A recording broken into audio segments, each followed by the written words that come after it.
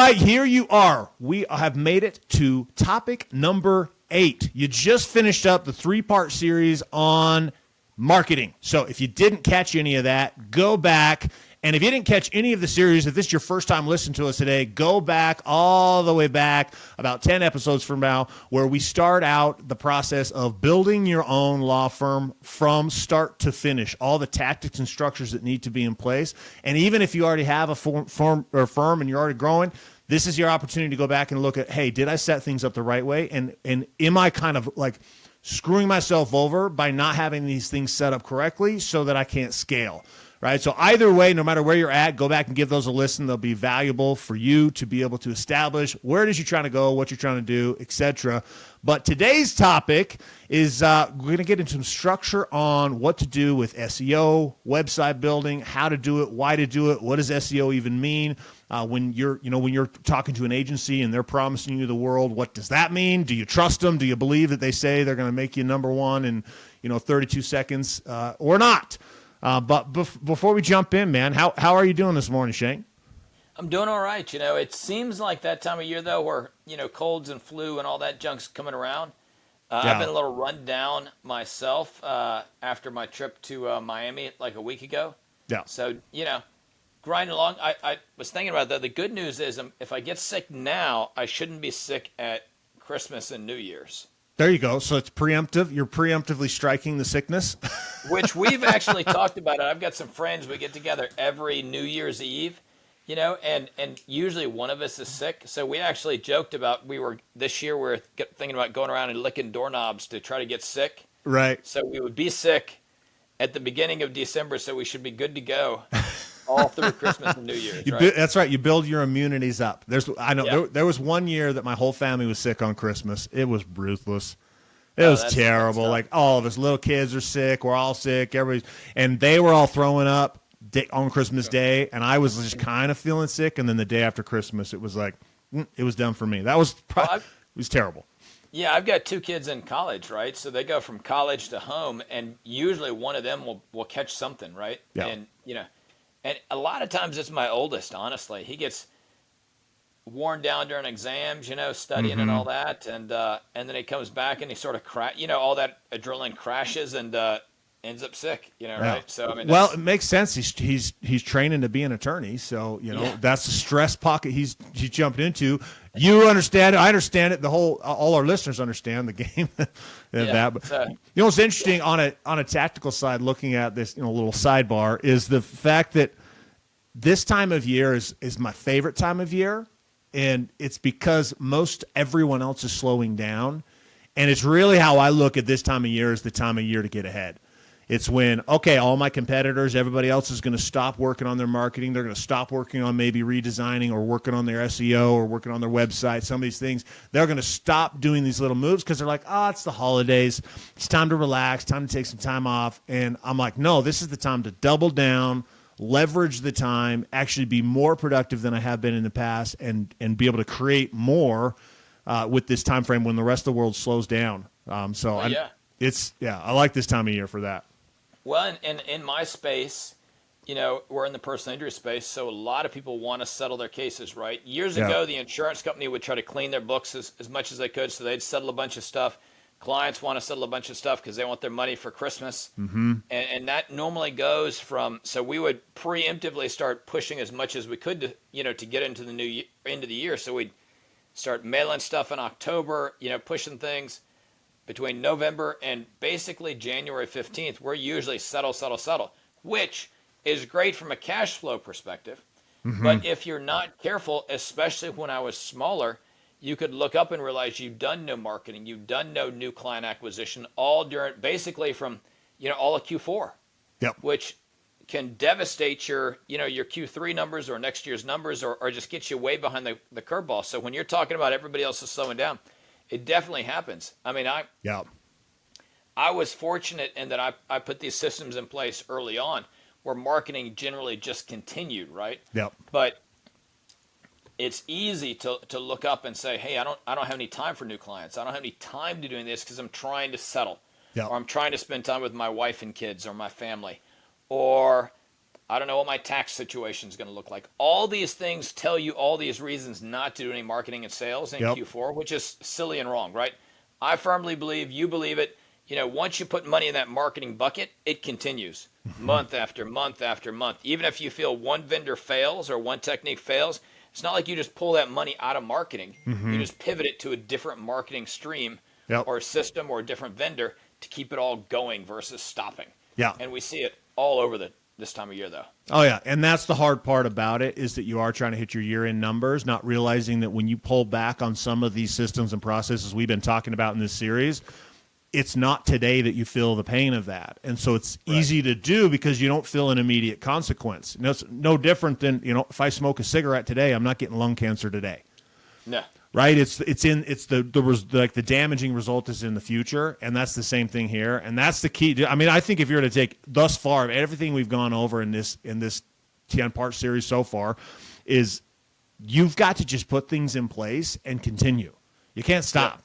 It's these systems and processes. Like you and I were talking yesterday about a client, right? That it's like they just don't have the processes. They don't have the systems or routines and processes. It's not that they're not skilled. It's not that they don't have the ability to do things. It's just that they're continually chasing their tail over and over and over, and there is no end to it because they don't have these systems, and they'll feast and famine. They'll build it up, and then they stop doing it because then they switch their mind to, okay, now we're working on this thing over here. Now it's fulfillment. Oh, shoot, marketing's failing. We don't have enough leads. Okay, over here to leads, and then their fulfillment falls to the shitter. And then it's just this continue. It's like pinball, that old game back in the day, Pong, right? We bounce the ball. Back and forth. Boom, boom, boom. And you never get ahead that way. You never can build the structure. And I think what's... And not only do you not get ahead, usually it's terribly stressful for you. And because you're always putting out fires, you always got this huge pile of things to do in this, whatever this is. And I know that stress bleeds over into your wife. And I always say wife because I've got a wife, right? But your spouse and your kids, right? Because you've got to be more stressed out. Your spouse picks up on that, which ups their stress, makes them, and then they think of all the stories about law firms that fail, businesses that fail, or everybody said, oh, your husband's not going to succeed, or you're going to be out of money, over and over and over. Yeah. And it just creates havoc in your family as well. So, I mean, you've got to get off that roller coaster and stabilize it. I mean, which is what we preach over and over and over, right? I'd rather you spend $3,000 a month on marketing than I would spend $15,000 this quarter, none next quarter, 50, and even 30,000, the next. You just got to stabilize it. Yep. And you'll yo-yo all over. It's terrible. Nobody likes it. And part of that, I mean, we talk about stabilizing, really leads us into conversation today. We've got to build basically your building, your brick and mortar digitally, right? And it's your website. It's how you build it, how you set it up, and what does it actually mean? Because there's a lot of, I think, misinformation or false beliefs out there that if I just throw a quote-unquote website up, that somehow that is now all of a sudden I'm just going to make people are going to find me when they do a Google search, and I'm just going to get leads they're going to pour in. And first thing I think to understand is not all websites are created equal at all. And I think too, well, let's just start here. When we say a website, what does that even mean? So when I talk about website, one, it's the www.whateveryourbusinesses.com, right? And I'm a big believer in just the .coms, because there's all these other things you can stick on the end now that's usually cheaper. And there's even a .legal, which they were pushing a couple years ago, pretty heavy. Yep. They were like, oh, buy this domain for, I think it was like $5,000 or $10,000 or what. It seemed like an enormous amount of money. And like, this is going to be the future. And well, that was like 10 years ago. I still got shanesmithlaw.com. Yeah. The same domain I've had for decades, right, since I started the business. So first is I think of a website is something on your domain, right, on the internet, not your Facebook page, not your Instagram, none of the social stuff, just your actual website, your domain name. Yeah. We'll do right there. Like when you deal with this is a super simple, and to a lot of you it'll sound dumb to even have a conversation about it. But make your domain something that makes sense, and it's easy to type in, and I don't have to get a thesaurus out to figure out how the hell to get to your website. I want to be able to like if this is if you have a complicated last name, it's hard to spell. Like if you have the kind of last name that if you say the last name, someone can't just spell it because maybe it's different. Like you have to understand that you are repelling people who may know your name, but they don't know how to even type it in. And so if that's your website, so just be cognizant and realize this needs to be a very easy thing for people to be able to get to your page. And I see that with some law firms in particular. It's usually two partners, and it's Kleinheim and Jeremiah, all two weird names stuck together, and it's the whole thing. Which there are some bar rules, right? You've like sometimes some states won't let you use a trade practice group, so you can't be like www.carwreckattorney.com, right? That should be your main website. You've got to have some names in there, but some of them you don't. But you can always do, I think it's a 404 redirect, or a redirect is what it is, where you've got your crazy domain name, right? Because you were born with a hard last name to spell. Mm-hmm. But you can get an easier one and just point everything to it. So you're still building your website, and you just redirect all the traffic right to your domain name, right? Yep. Like I used to have a phone number, right? 770hurt999.com, right? That was a phone number we used. I bought that one. That's the one I would give out, even over shanesmithlaw.com. And I would just give out that one, and they'd plug it in. It goes right to my website, shanesmithlaw.com. Right? Yep. Never confused anybody. And it's an easy thing if you've got a hard last name, right? And you just buy another domain that's simple and redirect it there. And any web provider can do it. I think you can just do it on WordPress. You could probably even have GoDaddy. I think GoDaddy will just redirect it yourself if that's where you buy your domain. Oh yeah, you can easily do a domain forwarding. So you could forward it to whatever. Yeah, you could to Shane Smith Law, and then you could have 20 other websites that you bought the domain for that are actually all forwarding to that to get to the right place. Right, which is what we do, right? Yeah. And now I am going to go on a pet peeve here. When you buy that domain name, you also need to buy like the email address that goes with it, right? Right. And you can do that cheap on GoDaddy. I did it through Yahoo years ago. I may be dating myself at that point, but I mean, I think it cost me $5 a month, and it gives you the email addresses at that domain name, right? So if you're an attorney who still is using at gmail.com, for the love of all that's holy, what is wrong with you?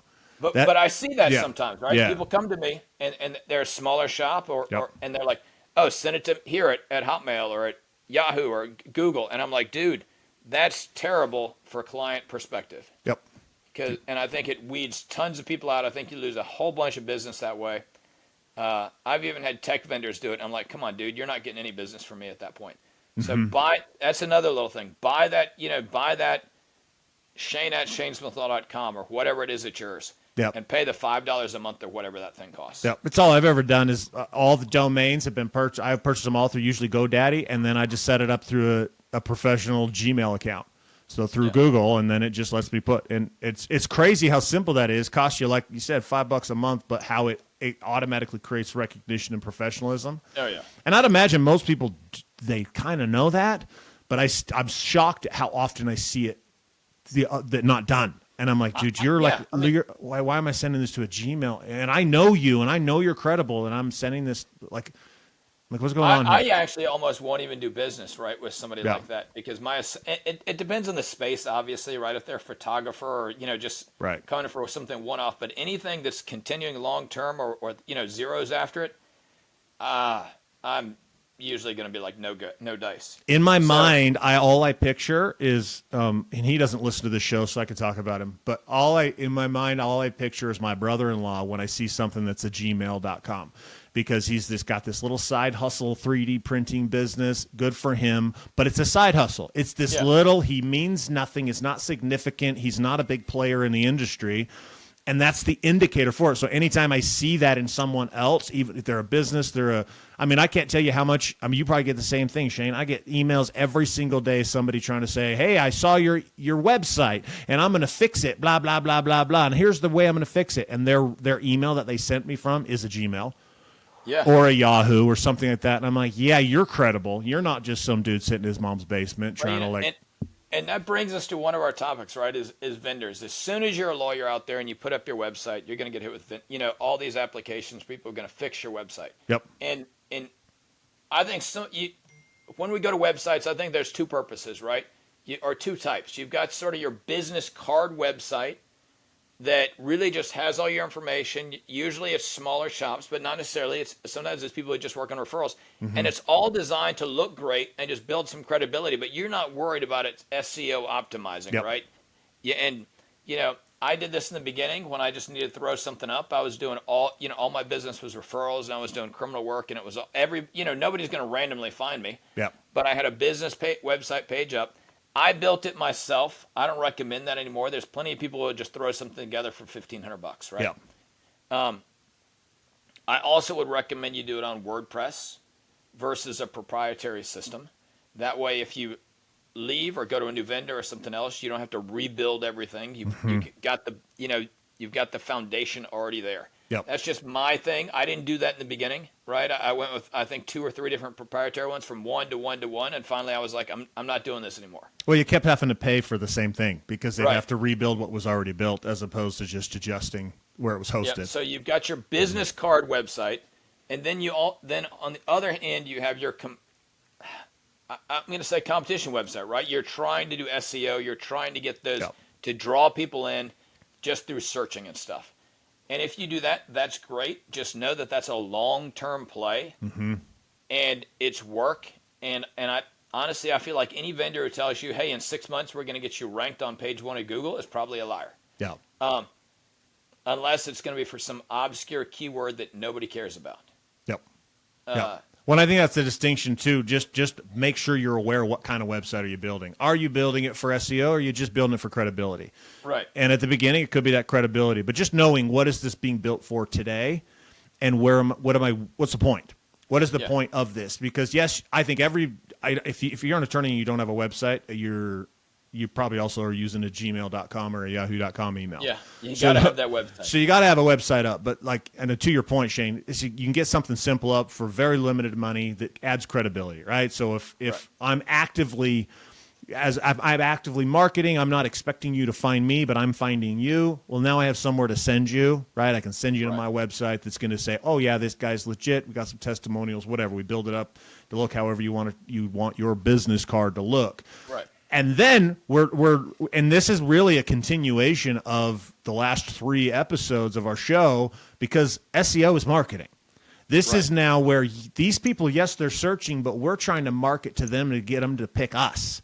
Like, why do they pick us? So define for somebody who may not really understand what SEO means, because you hear it thrown around a lot, and unless you've done it, people are very unclear. I mean, it's search engine optimization. Yep. It's trying to get your website to show up when somebody types in, we'll say, Peachtree City car accident lawyer or Peachtree City attorney. And maybe the area right near there.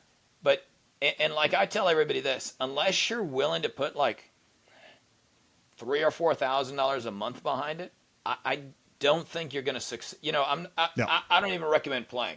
And $3,000 or $4,000 is little, right? I mean, and it doesn't sound little when you're first getting started. And if you're like, hey, I'm just going to put this in here and I don't need results for 2-3 years, and then I'm going to increase it next year, great. That's a great strategy there.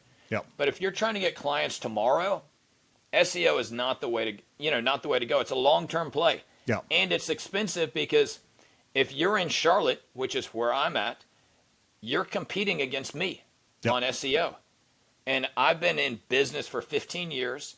I've had a website for 15 years. And I can afford to spend more on a vendor than you can. Mm-hmm. So just be aware. It's like, you can't just say like, I'm going to spend $2,000 and dominate SEO. It just, maybe in a small rural area, but in a big city, you're competing against everybody. Yeah. And the problem with that, I think this for the small guys that are wanting to grow and scale, I think you got to be realistic for where you're at. Right? Because if I started a new law firm in Charlotte and I'm ABC Law Firm and I started up and I think I'm going to somehow get some of the market because I'm such a great attorney, no one will even see me. So I'll spend the $2,000 a month, and you're $10,000, you're $15,000, you're $100,000 a month. No one even sees my stuff. I'm going to show up like nowhere. Yeah, and you just can't compete. I can't bid high enough. And so the one time, and frequency is a key with marketing and branding, right? So if I don't see you a lot, so I'm going to see Shane Smith Law everywhere. on all of the times I'm searching for something online, but I'm never going to see ABC lawyer. So I don't get anything. So then I'm going to get in a story in my head that says, oh, well, SEO's bullshit. Doesn't Right. work. It's just you're trying to play in a game with big boys. Now, Right. does that mean somebody shouldn't start going down that road, Shane, if they don't have a massive budget? I mean, what are their solutions? I think it's good to start it right and get it building, because until you start it building, it's never going to work, right? Yep. But it's not where I would spend my first $5,000 a month on advertising, right? And if you're going to go online, I would build my business card website, and then I would look at pay-per-click is going to be tough, right? You can burn a bunch of money there, but that's definitely better than just doing $5,000 to SEO a month. But like you've got your legal service ads, those have a good return, and they're usually a smaller mileage and square mileage, so it's closer to your office. And you can do LSAs and then match that with your Google Business profile page, and then that's not a bad way to spend your first $5,000 at all, right? Yep. Because you get some reviews, you update your Google Business profile page, which is much simpler than doing SEO, right? Because you can update it with pictures, just some blogs, and do it every month. 3 or 4 new pictures, 2 case results, do a little blog about some topic. It doesn't even really matter what. Google wants to see that it's rotating and you're updating it. Then you get some reviews, and that's probably a great way to spend $5,000 in the very beginning. Yeah. On your external stuff. Well, I think that's another one of those, real quick, that's another one of those, if you have not registered your business with Google and you don't have a location and you're not doing what you're talking about, Shane, this is kind of similar to having a Gmail email address. Yeah. It's like these are some of those basic things that they're an immediate issue, right? All of a sudden red flags go up for me as a consumer if I don't feel like you're credible if those things are not done. And if it's an unclaimed profile, yes, it's what it shows up a lot of times, right? And boom, because then I'm immediately going, why? Well, they must, because anyone that's a big player, it's not an unclaimed profile. There's activity there, and there's reviews, and I can see it. So I'm automatically going, oh, what's the issue here? There's an attorney right by our house that's got a big billboard up. It doesn't even say what kind of Google reviews it has. It just says that it has 40,000 Google reviews. Okay, yeah. Like that's the billboard. That's the advertisement. So saying, oh, well, 40,000 people have been a customer or at least reviewed this law firm. It's like, well, that makes sense. That they're just saying, hey, we're a big deal. But if you haven't even claimed it and you're not even starting down that road, you're never going to get to the 40,000 reviews if you don't start with the one review by claiming it's just the basic shit that you got to do. Yeah, and you're gonna bring one of these up, and this is a pet peeve of mine. Especially, it doesn't even matter the size of your business. I'm going to say, I see so frequently the reviews that come in and they go right to the owner, right? Or a client testimonial, it goes right to the owner. But this also works on Facebook and anything else. You run an ad, you run a post, and you see all the comments yourself.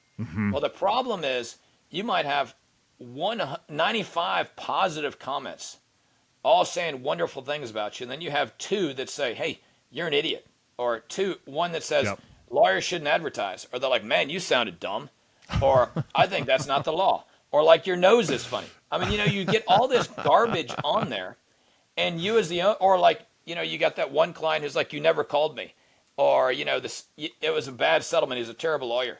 Right. Even though it's not, you and I as lawyers know, or as a lawyer, I know it wasn't a terrible settlement. There was problems. Oh, yeah. Or the criminal defense attorney, well, he didn't get me out of jail. Well, you shot a guy, right? I mean, but and it was on camera, and you did it in front of a cop. I'm not sure how I didn't get you off. I must be a shitty attorney. You're right. But we read those, and then suddenly we recoil. Yes. And we're like, oh, I got a bad review. I don't want to do any more reviews. Or I got a bad comment on this post. I don't want to do any more posts. Yep. Or I got a bad review. I don't think as the owner, you should have all that junk come to you. No. Because when I read mine, it would make me sad years ago, right? And, of course, I would catch it on the weekends, right? During the week, I had screeners. But during the weekend, nobody's screening it. So I'd pull up my email, and I'd say, you got a 1-star review. Shane's a terrible lawyer. Yeah. He couldn't turn my, fender bender case into $1 million lawsuit. He's terrible, right? Stuff like that the bar says we can't even respond to in certain ways. Check your local bar. And it would make me sad. Or it would be like his firm never calls anybody. Well, dude, we've got policies and procedures. You get called on a regular scheduled basis over and over. And then we send you a text message when we miss you. So it's not like we're trying not to have contact with somebody. Yeah. But you read that and then you recoil, then you don't want to do anything. Mm-hmm. So that's my 2 cents off topic there is have somebody in your office read it and compile it, but don't take any of it personally. Yeah. Well, dude, I think you're not wrong at all. Literally, this would have been last Friday. I'm on the phone with a client and we're running a big marketing campaign, and he got a comment on one of the ads. And he's like, well, I don't know. Should we do something about this? Because the comment was said, hey, I don't think what you said in the ad is real. Like, that's bullshit. That's not, I've never heard that before. It was basically what the comment was. And then he's like, and you need to shave, wanker. That was the words he used. So he made fun of his face, and then he told him that the ad was stupid. But the client, I'm on the, and he's just like, I don't know, like, well, should we change? He's saying that he's never heard this, that this isn't a thing. And I'm all, calm yourself down, Danny. Here's the reality. Let's look at our numbers. What are the actual metrics happening here? But it's a great point, because that person got made fun of. He read it, and he was literally second guessing his entire campaign that we have spent all this time building because of one comment from some dude who isn't even a client. And I'm like, dude, no. And I'm all, just block it. We block it. I'm all, stop looking at that shit. It's literally the words I told him. I'm all, stop looking at that. I'm all, that's my job. I'll look at it for you. You just go do something else. Like, I don't care what you do. Just don't do that. Yeah, don't do that. So that's my 2 cents there. Yeah. Back to our vendors, though, on SEO, and this goes for your Google business, whatever it is. I think it's so important when you get a new vendor to establish where you're at, right? Mm-hmm. Establish which metrics you're going to track, usually like 3 or 4 or 5, right? I don't even complicate my life. I like 5 metrics, right? No more than that with any one vendor. And I'm going to say, these are our numbers. These are what we're going to track. Do you agree these are good and trackable? Vendor will say yes, or they'll say no, and they'll want to track something else. I'm like, cool. I don't actually even care what we're tracking with most vendors. Like, you just tell me the 5 things that are most important that are going to show success. We agree on those. We set the baseline on where it's at now. I ask them where we're going to go and how long it should take. And then I just track those. Because what I've found a lot of vendors do is when they start underperforming on one metric, they want to show you the other metric that they're doing good on, supposedly. Yes. Right? And this is a great thing with like keyword ranking and SEOs. Mm-hmm. Hey, you dropped on these 5, but you went better on these 10. Well, every month you can show only the numbers you're doing better at. If you don't look at the ones you're doing worse, you're thinking you're doing great and you're not. Yeah. So just establish what the metrics are with your vendors and measure those and track those from month to month, quarter to quarter, over and over. How do you handle trying different vendors? If you know vendors underperforming and you're going to a new vendor, or you're sampling, right? You're trying to find, maybe you're just starting out, right? And you don't have enough, you can't drop 10 grand on 7 vendors at the same time. Right. So what is your strategy, or what would you suggest to somebody in that space where they're like, okay, I'm trying to find a vendor. What are some key things I need to look at when it comes to this whole game? One thing is, somebody in your office, and usually in the beginning it's you, needs to interview a couple, right? And they're all pitching, and they all want to talk to you anyway. Mm-hmm. But in the beginning, I would have them pitch their stuff to me, and I would sort of ask them, hey, if we do this, what are you going to track, right? What's going to show us we're going to win, and what's the spend, right? What's it going to cost? How long's the contract? And when can I expect results? Yep.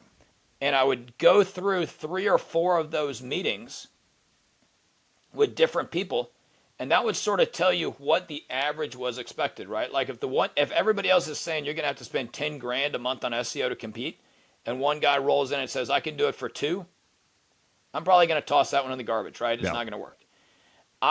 On most of the stuff we do, I don't like any contract longer than 6 months. Just because I don't want somebody underperforming for 9 months, right? Because they're always going to work hard the first 3. Mm-hmm. And after that's usually when you see some companies start, doing terrible. So that's one of the things I'm going to do. I'm going to look for a smaller contract. Like when I buy leads or deal with a lot of these companies that post or run ads on social and things like that, whether for me or somebody else, I try to pin them all down to 3 months for me, right? And like, hey, I only want to do 3 months. If your product is good, then obviously we'll continue. If it's not good, I'm going to dump you. Yeah. I think 3 months is a long enough time for most people. SEO is a little harder, but that's why you want to get that base and get their expectations right. And if they're telling you it's going to take a year, then I'm probably going to find somebody else. Mm-hmm. A year to see progress, right? Maybe Yeah. not to get where I want to go, but I should be able to see some progress after 3 or 4 months. If I'm not, I'm dumping them. Yeah. Yeah. I think something too that I have found is, and it's not that you should completely avoid this, but understanding that this is a long-term play no matter what, even if we're just talking months. It's not something that you can just pay one time and then all of a sudden everything's going to be magical, it's going to work. Yeah. And so if you don't have that vendor who's going to be able to continue, because there are some vendors who will say, hey, I'm going to pay, and I've had bad experiences with this where they're like, hey, for this amount of money, I'm going to set all your stuff up and then you're going to be good to go and you're going to go make millions. And Yep. then they do it and you send them the money and it doesn't work.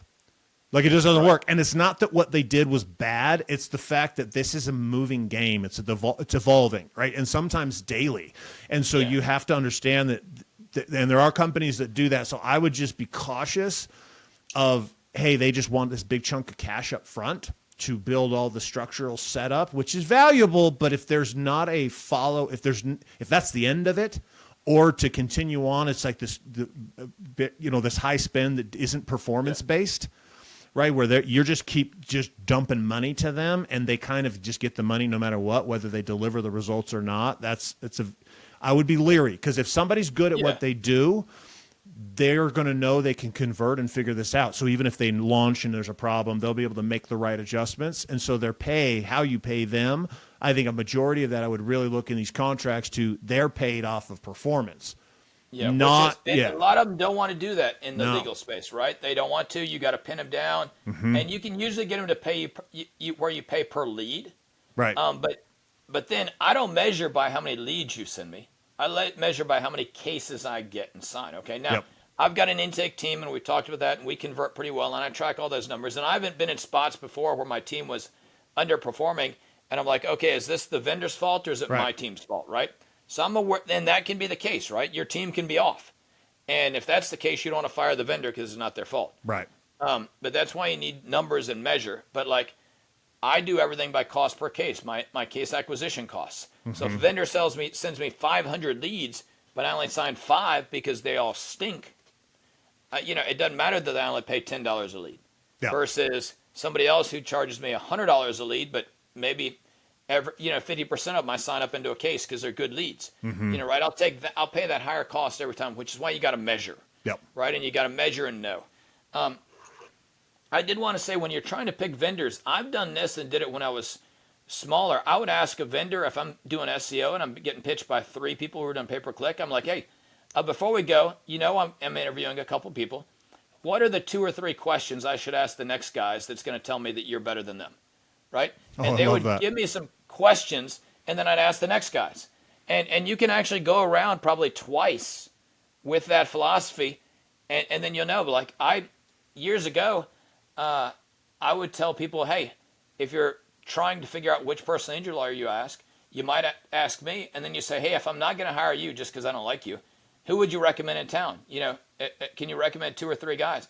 And I would. I had 2 or 3 people I knew who were great lawyers. I'd recommend them, and they would recommend me too, right? Because we knew each other and we were all good lawyers, right? I mean, I'm not saying you recommend a terrible guy, but that's also a way with vendors, though, right? If you're in a space like like one of our coaching groups or whatever, right? You can ask other people, hey, what have you used these vendors? I'm looking for somebody to do X, to do SEO, and you ask, and if 3, 4, or 5 people recommend, they're probably decent, right? But that's also I've had it where people recommended somebody to me. I used them. 6 months later, I'm back in the same room, and I'm like, hey, guys, what kind of results did you get with them? Because they're not doing great for me. And somebody else will be like, no, not me either. And somebody else will go, no, they had some turnover, and all their good people left. And you're like, okay. But if I hadn't been in a group and asking those questions and sharing and talking, I probably would have wrote it out another 6 months. Yeah. Versus I went back home and fired them and found somebody else, right? I immediately began that search. Yeah. When we talk about SEO, as a lawyer, you don't need to be learning SEO. You need to learn just enough to evaluate the vendors. Yep. You just need to know what you're looking at. Right. Yep. You don't need to know how to do it. You don't need to know how to go in and set it up, and you don't really even need to know what are they doing to the website that's optimizing it. And you can even sometimes find some they call them they're where you buy some time, right? Like you buy a marketing officer's time, a CMO, you buy a fractional CMO or fractional sales officer to help evaluate some of your vendors. This is a technique. If you don't have a ton of cash and you're really scared, scared about it, you could hire somebody to interview your vendors, assuming they're reputable, and they'll tell you what to look for. They'll sit on all the calls and they'll tell you who's full of BS or not, right? That's a definite option. Or maybe you just bully one of your friends who knows what the heck's going on to help you, right? I mean, there's ways to do it to save your money without taking all that risk. But also know this: you're going to make some mistakes. Yep. Yeah, you're going to screw up. If you listen to my story, my first 13 grand I doubled down on some terrible local Yellow Page ads. That was a wash. I've advertised at some employee's kid's soccer game or whatever with a sign, thinking I might get a couple cases out of that. Right? You make all these terrible decisions, but the goal is to learn and to make enough good decisions that it all pays off. Yeah, and I think the key is just keep moving forward. And all of it, this is kind of like a continuation of really the last 3 episodes. So again, go back and listen if you haven't. But it is a game, but you just can't quit. And you're going to screw things up, and you're going to do things wrong, but you're going to do things that work. And the key with all of it, though, is getting your emotion out of it and making these decisions. Once you have the structure set up, you make the decisions off of what do the numbers tell you. Now, what do you feel about them, and what are you like? Be a sponge, right? We know we know this is you know what you're good at, which is being an attorney, and utilize the learning capabilities of what happens around you as you're trying to now be a business owner. And in the business owner side, realize there's others who have been down the road you're trying to go down, and there's not a reason for you to do certain things. Like you can save yourself literally years and years and years of heartache and struggle by merely having somebody who has been there and done it to say, no, this is a huge red flag. There was plenty of red flags that I didn't know were red flags. I thought, oh, this is going to be great. And I would go down the road only to learn it was a red flag. And then what would piss me off is I would talk to other people who were a little further down the road than me. And guess what they would say? Oh, of course that wasn't going to work. Yeah, dude, that was an indicator. You should have known off of that was not. And I'm like, well, how am I supposed to know that? Well, Trevor, that makes me laugh just because I remember I got pitched by some vendor. And they're like, hey, we're going to make you rank on the top page of Google. And this is when I was younger and didn't know a lot. Right. But their pitch sounded a little too good to be true, right? Right. They're like, all right, I don't think that's going to work. And then they posted, and if you go to a website, you pick up one of those little website trackers, right? It says you've been there kind of deal. So then if you search again, similar topic, it pulls it up to the top, but it's a different color because you've already been to the website. They would send screenshots of like, look what we're doing for our client. We got them on the top of Google on day one, or in the first week or whatever. And I noticed the color thing, and I'm like, dude, come on, right? But fortunately, I knew enough at that point. I was like, no dice. Yeah. But any of these, I mean, you just got to be careful, and talk to people who know what the heck's going on, right? Talk to somebody who's a couple steps ahead of you. They can help save you money. Get a fractional CMO if that's what it takes. It's better to spend $3,000 paying a fractional CMO to interview 4 companies for you than to roll right into a contract with a bad vendor. Yeah. Well, and we have an even better option for you, right? As we kind of bring today's episode to a close, right? This is one of the things that Shane and I have really devoted a lot of time and energy and effort into because we want to help and want to position this. So we are offering up right now a free consultation to be able to jump on a call with us where we'll actually we'll pull up your skirt. And we'll look inside of your firm and really look at what is it you're doing, how are you doing it, and where are some very clear issues that if you could just solve these 1 or 2 or 3 problems would be able to literally just change the trajectory of your firm, right? Wherever you feel your sticking points are right now, right? And this is something we offer up. So to get access to that, it's pretty easy. Just head over to legaledgecoaching.com. And there's a little button there. You click the little button, and it'll show a little calendar. You get on the calendar, and we'll just jump in and find out where you're at.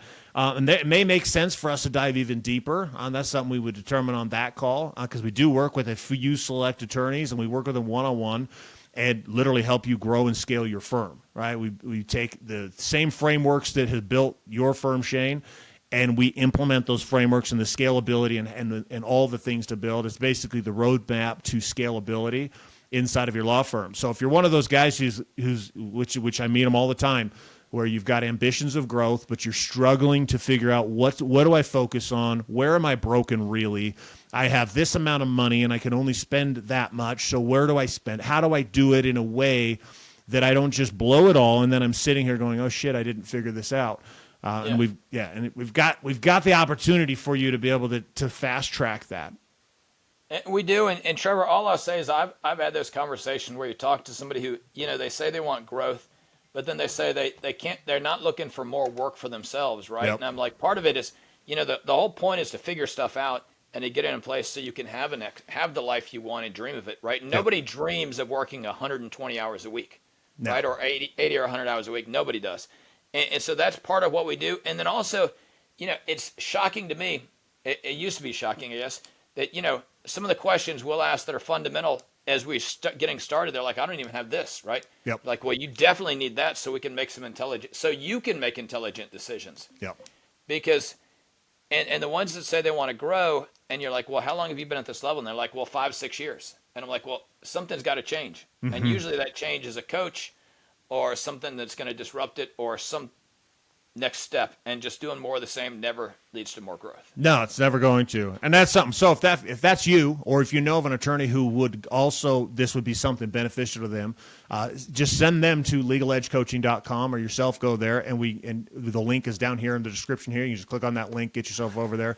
Also, if you got value from today's show or any part of this series, I would recommend going back 10 episodes from now, or before now, not from now, previously, 10 episodes ago, and start back into this series because there's going to be gold nuggets in every single episode as we drop, and this would be a great reason to subscribe, like it, and really follow along so you can start to implement some of these strategies into your world, into your firm. Because really, the end goal, our goal is not just to help you scale, but it's to help you scale your life, to build the life that you want, and you can do so without devoting more time. It's not about you spending more hours. That's not the game. The game is not more hours. The game is better systems and processes that actually work and actually allow you to scale so that you have more time on your own, less time at the firm and more time with your family and doing the things that you actually love. And this is not a pipe dream. This is, I like to phrase it, you can have it all, right? You can have the money you want and also the life you want too, but there's a way to do it that, you could do it on your own. A lot of people do. It takes years and sometimes decades to pull this off, or you can do it in just a few. And that's kind of really the choice that you have there. So we appreciate you. And I'm going to challenge in that, Trevor, because a lot of the folks who do manage to do it didn't actually do it totally on their own, right? They had a mentor or a coach or somebody who drove them along. It's kind of like me. I've been in business 16 years. I think I've had coaches like 13 of the 16 years, right? I took like 3 years off in these little spots kind of deal. Yeah, that's a good point.